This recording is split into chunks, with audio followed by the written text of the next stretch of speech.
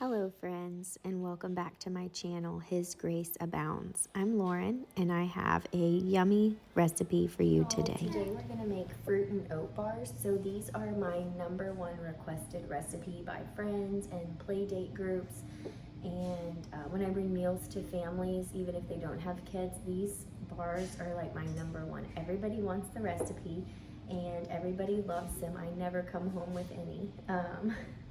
And my family loves them as well. They're very easy and they're healthy, and you can make them gluten-free. So I'm gonna use 2 cups of regular all-purpose flour, but in place of that, you can use 2 cups of a gluten-free baking mix, like a 1-to-1 mix, and they work out just fine. I've done that before. So let's go ahead and get started. It is nap time, so I am trying to take advantage of the quiet here. So we are gonna do a little bit of baking. So you're gonna use 2 cups of old-fashioned or rolled oats. That's all I buy. They're not quick oats, so you can see they're like the whole oat flake. 1 and 2. And then 2 cups of just a plain all-purpose flour. 1 and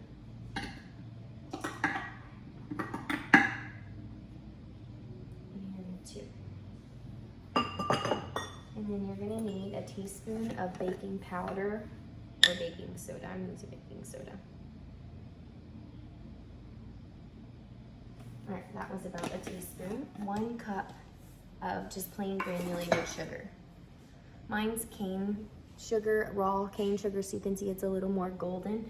And that's all I use. If you could also, I've done it before sometimes, depending on the fruit that I use, you can use molasses to make brown sugar, but the white sugar works just fine as well. You can use white or brown.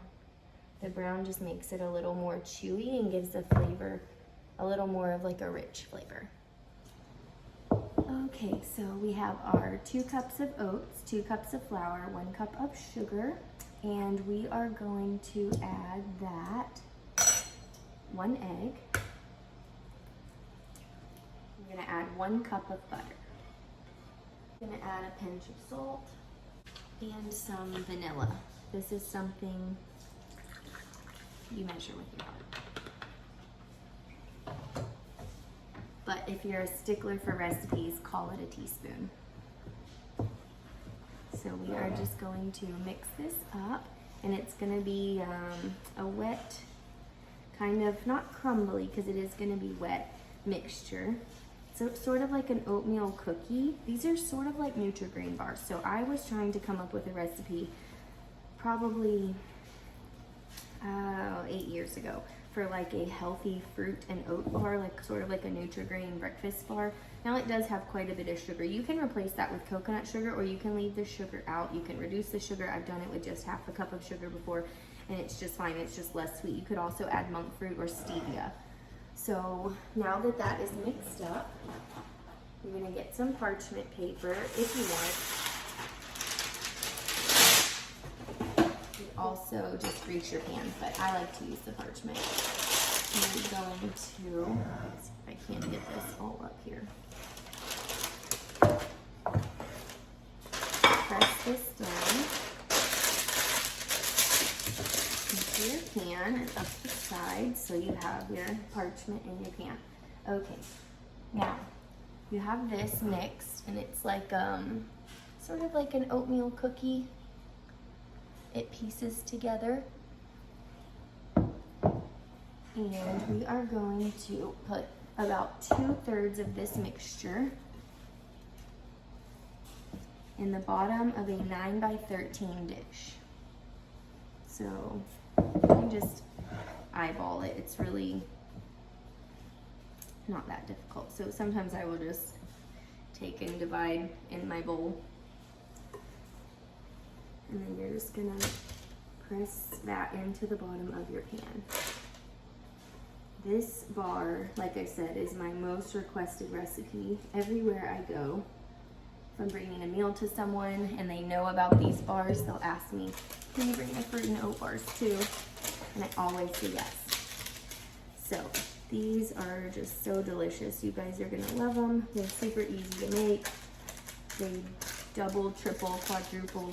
Actually so I used to make this. My original recipe was 1 cup of flour, 1 cup of oats, but I doubled it so often that I just increased my recipe to my base recipe being the 2 cup of each recipe. So you're gonna press this down into the bottom of your pan, making sure there's no holes. And it's not gonna be a super thick layer, but it is gonna completely cover the bottom. And I will show you that when I get done. These in the parchment, when they bake, it just makes it much easier because when they're completely cooled, you can just lift it out and then slice them into bars. But it's totally fine to do it just in a greased pan. Okay. So you can see these are pressed in. There's no holes, no gaps. So then you're gonna take your favorite, this is homemade strawberry figs. My nanny makes these by the year. She has several fig trees, and so we have like fig jam coming out of our ears every year. And this is one of the reasons I came up with these. It was like a Nutri-Grain / fig jam. So these are whole figs, so I have to mash them up first. So you're just gonna pour in your, you're going to get your fruit, whatever you want to use. You can use fig jam, you can use homemade preserves, you can use strawberry jelly is a favorite. That's usually what I do when I'm serving it for other people too, because sometimes kids, because my figs have chunks in them, some other people's children might not be used to that as well. So I just kind of mash them up to get all the fig chunks just to their little bit smaller pieces.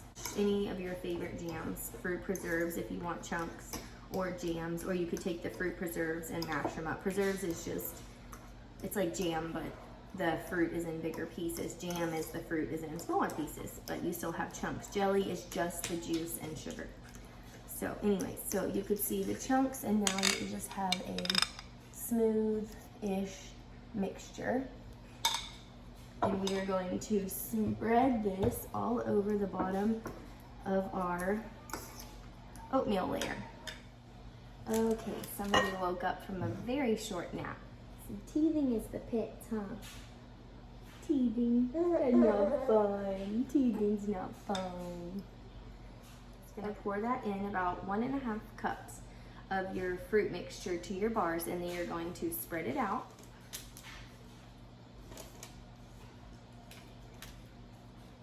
You get that all spread out. All right, so let's see if you can see it better. There we go. So you can see it's all spread out in an even layer. And then you're going to take the rest of your oat mixture, and you're going to crumble it over the top. It's not going to completely cover the fruit mixture, but it is going to cover a good portion, and you just want to make sure there's no sections with like big holes. Sort of like a cobblestone look. Let's see, there's any left in our hole. So that's that, and you'll just gently give it a pat just to press it in.